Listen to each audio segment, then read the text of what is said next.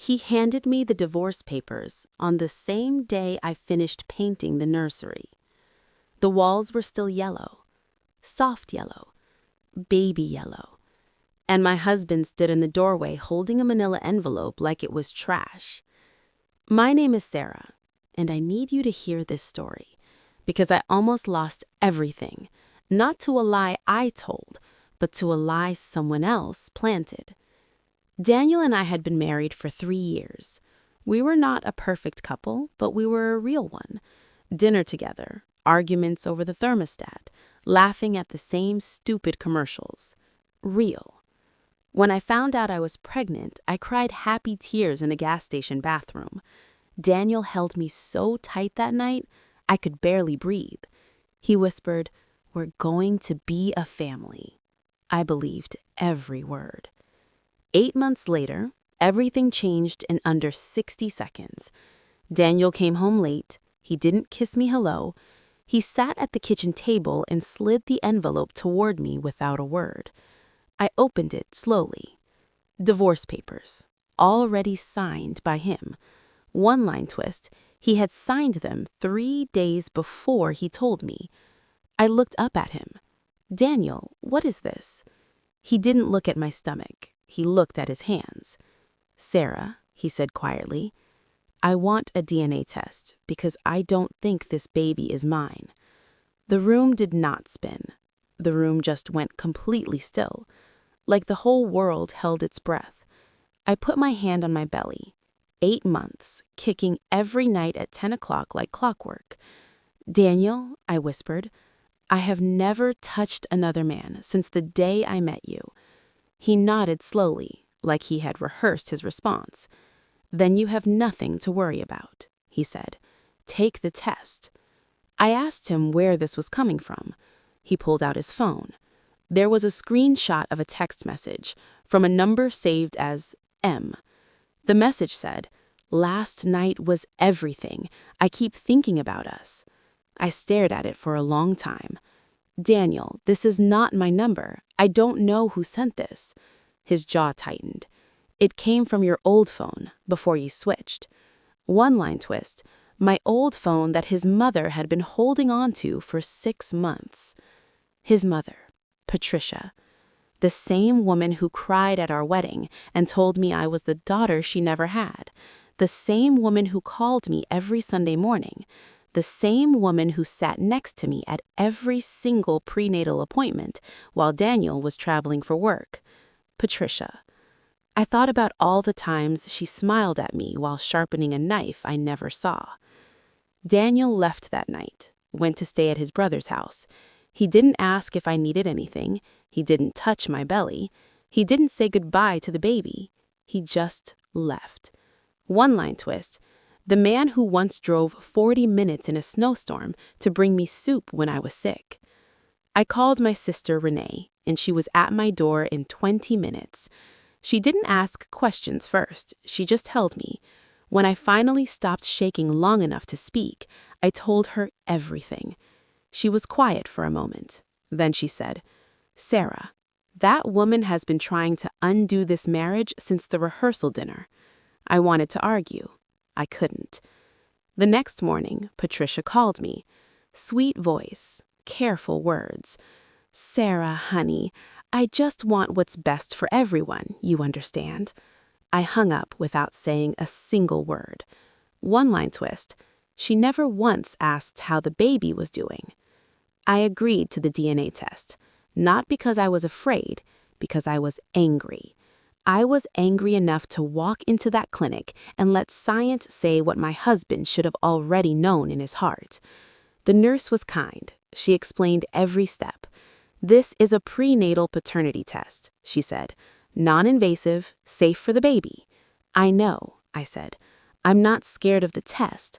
I'm scared of what comes after." While we waited for results, Daniel went completely silent. No calls, no texts. Our baby was kicking harder than ever, like she was trying to remind the world she was there, and her father said nothing. Renee painted the nursery trim for me because I could not stop crying long enough to hold a brush. One night she looked at me and said, What if he secretly wants an exit and this is how he takes it? I shook my head. Daniel loves me. She nodded slowly. Then love should have been louder than doubt. 10 days later, I got the results. I was alone when I opened the email. Renee had offered to be there. I told her no. I needed to read this by myself first. I sat at the kitchen table where he had handed me those divorce papers. I opened the report. Probability of paternity, 0.00%. I read it 5 times. 5 times. My hands were not shaking. My vision was not blurring. I just sat there, completely still, feeling something break inside me that I didn't even have a name for. This was not possible. This was medically, physically, completely impossible. I had never been with anyone but Daniel. Not once, not ever. One-line twist. I called the lab before I called my husband. The woman who answered was named Claire. I told her my result. I told her it was wrong. She was professional at first, careful, measured. "Ma'am, our error rate is extremely low." "I understand," I said, "but I'm asking you to please check again, because this result cannot be correct." There was a pause. Then she said, "Let me pull up your file."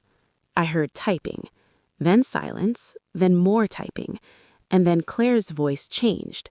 "Mrs. Collins, can I ask, were you at our Westfield location on September 14th? "Yes," I said. More typing. "There was another patient that morning, same last name initial. The samples were drawn back to back." My stomach dropped. "We believe there may have been a labeling error," Claire said softly. "We need to retest." One-line twist. A mislabeled tube almost cost me my marriage, my family, and my name. I did not cry. I had moved past tears into something colder, something like fury. Not at the lab, not even at Daniel. At Patricia, who had planted the seed. At the weed that grew faster than trust ever could. The lab sent a nurse to my home the next morning. Renee stood there and watched every single step. Labels, seals, initials, chain of custody. When the nurse left, Renee looked at me and said, "This time, truth has no way out." I texted Daniel. "Lab made an error. Retesting." He replied, "Okay." Just okay.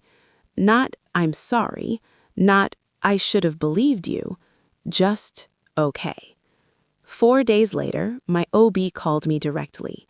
"Sarah," she said, and her voice was warm. "The corrected results are back. 99.97% probability of paternity. Daniel is the father." I slid down my kitchen wall and sat on the cold tile floor. And I cried. But it wasn't the happy kind of crying. It was the kind of crying you do when you realize that love was supposed to protect you, and it didn't. I forwarded the corrected results to Daniel. I attached the lab's formal apology letter. He called me within minutes. "Sarah," he said. "I know," I said. I didn't let him finish. "I know what the results say. But Daniel, you need to understand something." My voice did not waver. "The test was wrong. The test got fixed. But you were ready to throw away our family the moment your mother handed you a reason." He was quiet for a long time. "I was scared," he finally said. "So was I told him. "I was scared too, but I didn't leave."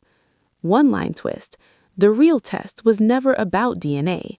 It was about who you become when fear shows up. Renee found something while I was retesting. She had taken that screenshot, the one that Patricia had found, and zoomed in close. "Look at the timestamp," she said. I looked. The message was sent at 11:47 p.m. My old phone had been turned off and sitting in Patricia's guest room since March. She had sent that message herself from my old phone to a number she created, and then took a screenshot and handed it to her son like a gift. One-line twist.